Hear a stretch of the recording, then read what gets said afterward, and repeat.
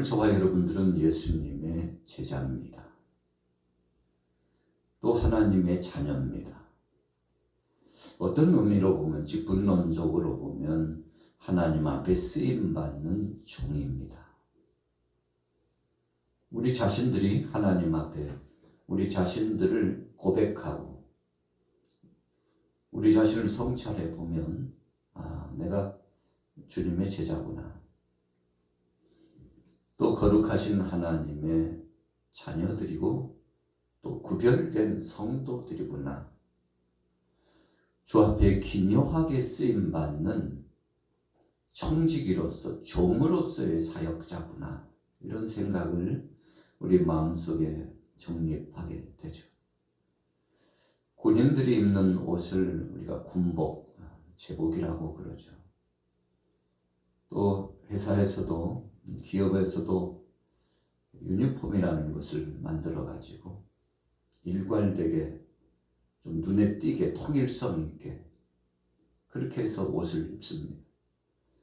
또 어떤 단체들은 그냥 겉조끼 하나만 입어도 거기에 문구를 새겨가지고 색상이 디자인을 아름답게 하고 의미 있는 디자인을 넣어가지고 조끼만 입어도 저 사람들이 지금 어떤 사람들이구나 라는 것을 알 수 있습니다.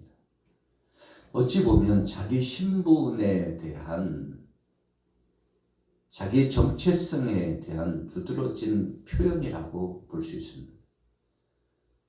오늘 예수님께서 직전에 사마리아 땅에 가서 하나님 나라의 말씀을 전하고자 했었죠. 그런데 이 사마리아 사람들이 예수님을 박대했습니다. 이유는 뭘까요? 유대인이기 때문에. 우리가 역사적으로 거슬러 올라가 보면 나라가 유다, 이스라엘이 둘로 나누어져 가지고 북쪽은 그냥 북이스라엘, 남쪽은 남유다. 그렇게 나라가 솔로몬 왕 이후에 둘로 쫙 나누어졌습니다. 이 분리하고 나눠졌다는 것, 분열됐다는 것은 참 복된 것이 아닙니다. 사실 사탄이 하는 일이 그런 것이거든요. 요한복음 10장 10절의 말씀처럼 예수님은 도적이라고 표현했는데 왜 도적이라고 표현했을까 생각해 보면 훔쳐가는 자다, 도적질에 가는 자다라는 표현입니다. 사탄의 정체는 도적질에 가는 자입니다.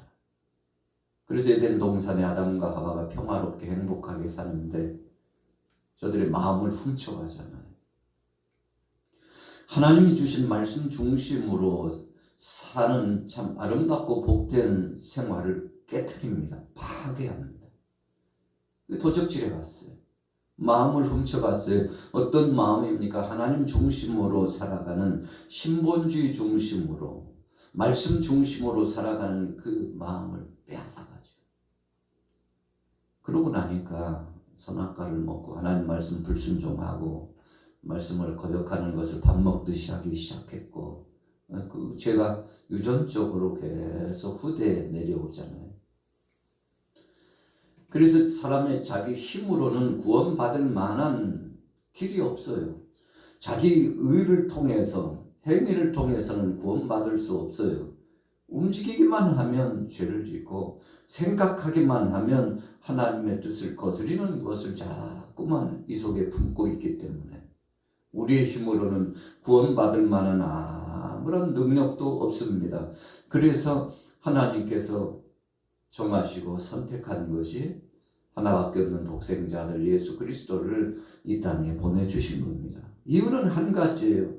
우리 사람들이 자기 힘으로 의의 길에 들어올 수 없고 하나님의 영광의 반열 속에 들어올 수 있는 능력을 상실했기 때문에 그 상실한 것을 회복시키기 위해서 사랑의 주님을 이 땅에 보내주신 겁니다. 나라가 둘로 갈라지다 보니까 북쪽은 사마리아 중심이었죠. 남쪽은 예루살렘 중심, 수도가 그렇게 된 겁니다. 우리 대한민국도 남쪽은 서울이고 북쪽은 평양이에요. 그렇듯이 사마리아와 예루살렘 이렇게 딱 막 바라보고 있는 거죠. 그런데 북이스라엘이 아수르에 패망하잖아요. 그리고 나라가 짓밟힙니다. 그때 역사적으로 그때 짓밟혔던 이 북쪽 사마리아를 중심권한 바로 이 지역하고 남쪽 유다 중심한 이 예루살렘을 중심으로 해서 이 남쪽에 있는 사람들이 북쪽 사람들을 보기를 원치 않았어요. 이유가 뭡니까?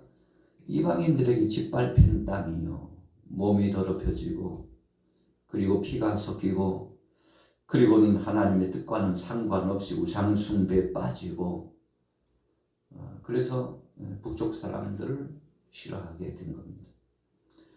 예수님께서 아직도 긴 세월 역사적으로 참 엄청난 세월이 흘러갔죠. 그럼에도 불구하고 남북이 갈등을 겪고 계속 오늘날로 말하면 촛불을 겨누고 네가 잘났다 내가 잘났다 싸움 박질하고 갈등의 고리가 깊었는데 하나님 대신 예수님께서 이 땅에 오셔서 분열한 곳에 평화를 통해서 하나 되고 회복되도록 갈등이 있는 곳에 온전한 역사의 회복을 주시고자 다른 사람들은 사마리아 땅에 가기를 꺼려했지만 예수님은 따지지도 않고 묻지도 않고 사랑 가지고 들어가려고 했는데 우리가 9장 51절 한번 보세요. 직전에 51절 읽어봅니다. 예수께서 승천하실 기약이 차감해 예루살렘을 향하여 올라가기로 굳게 결심하시고 사자들을 앞서 보내심에 그들이 가서 예수를 위하여 준비하려고 사마리아인의 한 마을에 들어갔더니 예수께서 예루살렘을 향하여 가시기 때문에 그들이 받아들이지 아니하는지라.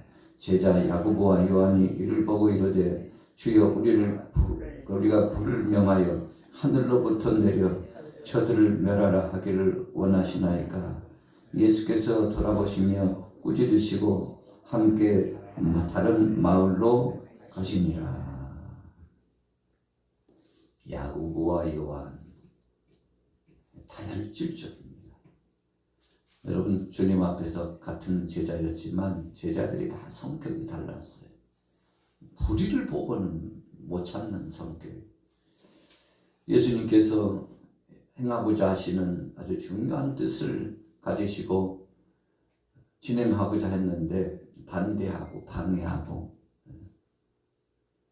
그래서 야고보와 요한이 주여 우리가 불을 명하여 하늘로부터 내려 저들을 멸하라 하기를 원하시나이까. 이게 무슨 말씀입니까? 저주를 하고 싶다고. 예수님께서 막 혼을 냈죠. 무슨 소리냐고. 그래서는 안 된다고. 내 편이 안 되고 나와 함께 하지 않았다고 그래서 막 저주를 퍼붓는 여러분 주님은 좋아하지 않으셨습니다.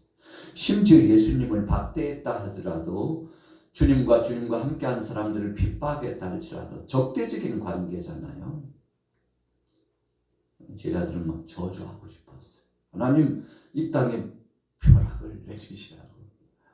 불을 내리라는 것은 벼락을 쳐가지고 그 땅을 좀 하나님께서 심판하셨으면 좋겠다고. 저런 못된 사람들이 어디 있냐고.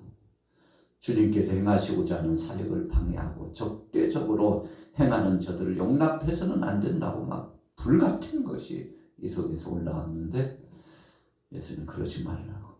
예수님은 그래서 누구를 막론하고 모든 족속들을 찾아가서 평안의 복음을 전하라고 그랬죠.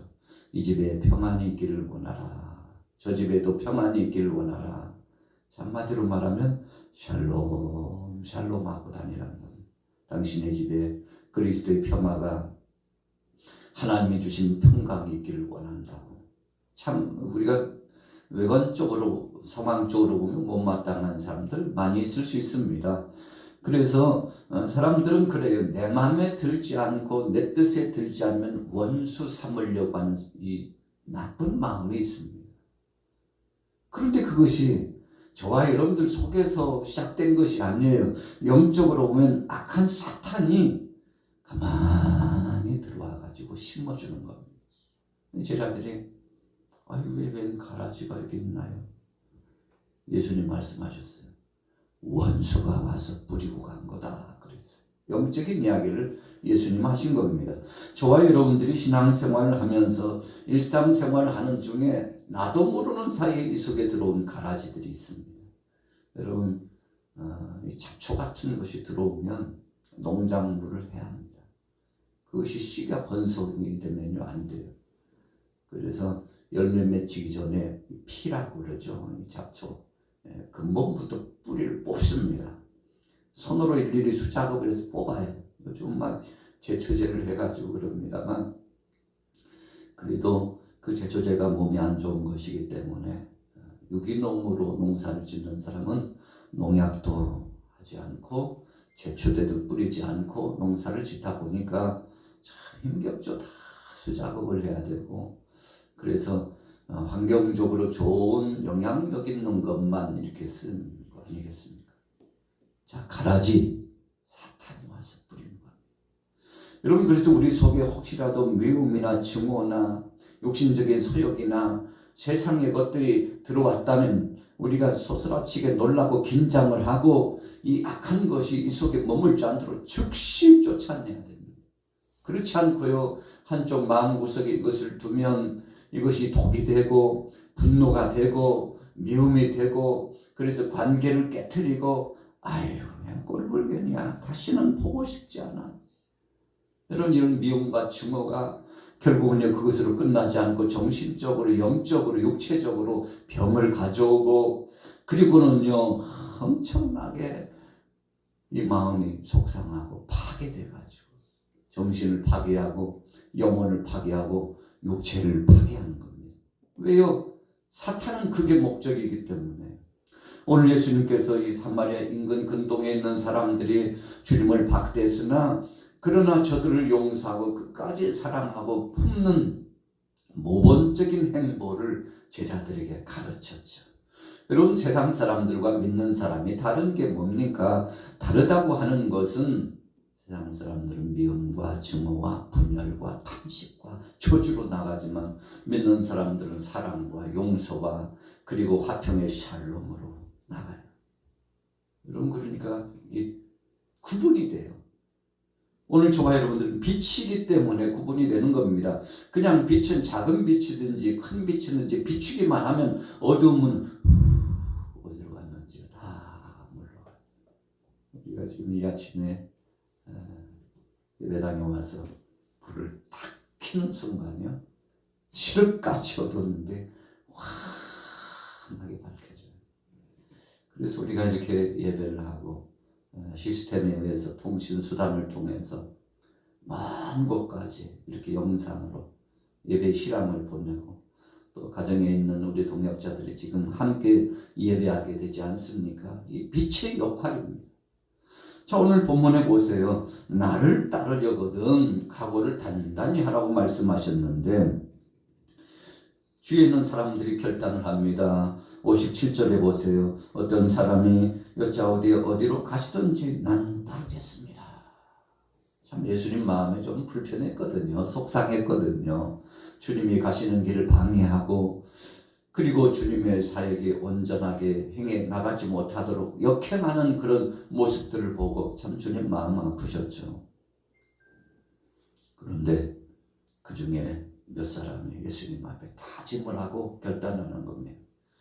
주님 저는요 주님 편에 서가지고 어디를 가시든지 주님 따르겠다고 주님과 협력하고 주님 앞에 일조하고 그래서 최선을 다하겠다고 다른 사람들은 그럴지 몰라도 우리는 변찮는 믿음을 갖고 예수님 따르겠다고 한편에서 보면 예수님 위로해 드리는 거고 주님 편에 서서 충성을 다짐한 거 아니겠습니까?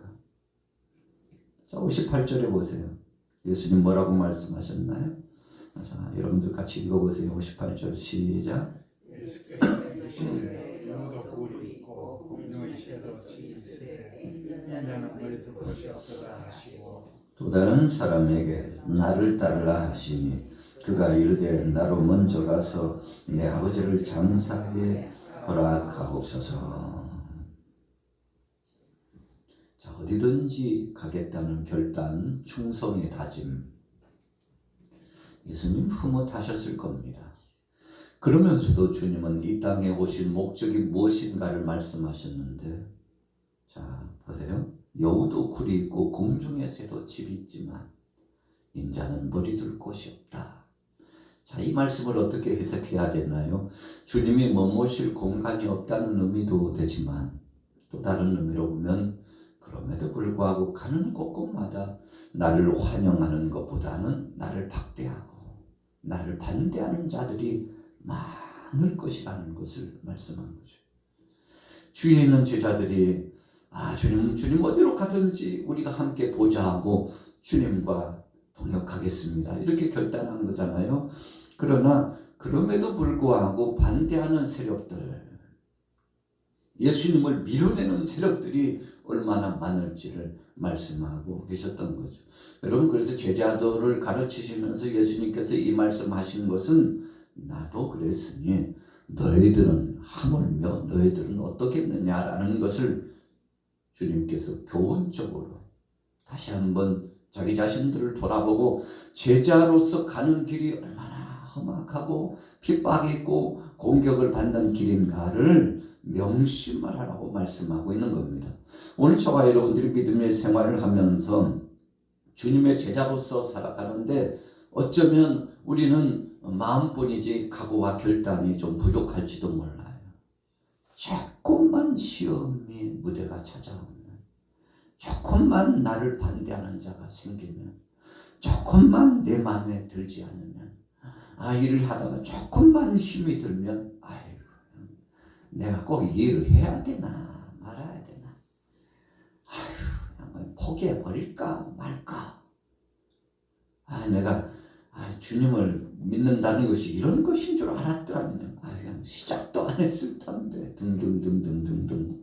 여러분, 우리 속에 엄청난 갈등이 막 몰려올 수 있는데, 여러분, 그러나 우리는 그런 것들을 우리에게 다가오는 환난과 핍박과 조롱과 탄식과 한숨의 사건, 세상의 이 어두움의 세력들의 공격을 단단한 마음을 가지고, 정말 긴장된 마음을 가지고 대비 태세를 갖추고 이겨나가야 될 줄로 믿습니다. 여러분, 그래서 만만히 보면 안 돼요. 아무런 일도 없을 것이라고, 오히려 좋은 일만 있을 것이라고 생각하면 큰 오산입니다. 그래서 예수님 말씀하셨잖아요. 너희가 세상에서 많은 환난을 당하리라. 여러분, 진짜 믿음대로 산다는 것은 쉬운 것이 아닙니다.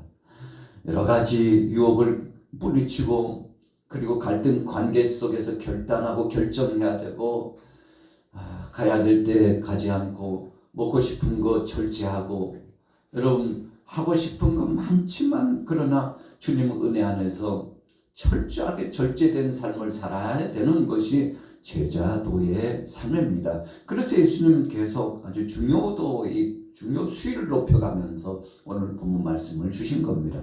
우리는 어떤 때에는 믿음 생활하는 것을 만만하게 생각하고 할 때가 많아요. 그렇지 않습니다. 우는 사자처럼 삼킬 자를 찾는다. 이 베드로가 진짜로 제자답게 살다 보니까 세상이 만만치 않게 도전해 오는 것을 봤어요. 영적으로 악한 권세들이 도전해 오고 삼키려고 오는 것을 보았어요. 여러분, 그래서 우리가 정신을 바짝 차리지 않으면 안 된다고. 예수님도 도적같이 사탄이 덤빈다고 말씀했잖아요. 자, 58절, 59절 읽어보겠습니다. 59절 시작. 또 다른 사람에게 나를 따르라 하시니 그가 이르되 나로 먼저 가서 내 아버지를 장사하게 허락하옵소서. 이르시되 죽은 자들로 자기의 죽은 자들을 장사하게 하고 너는 가서 하나님의 나라를 전파하라 하시고. 예수님께서 너도 나를 따라오라. 뭔가 갈등하고 있다는 것을 예수님 알았을 겁니다. 그랬더니요, 아니나 다를까 핑계를 댔어요.